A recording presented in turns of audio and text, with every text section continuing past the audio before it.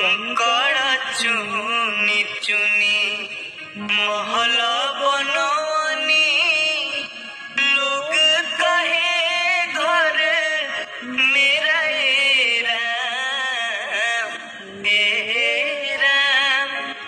ना घर तेरा ना घर मेरा ना घर तेरा ना घर मेरा।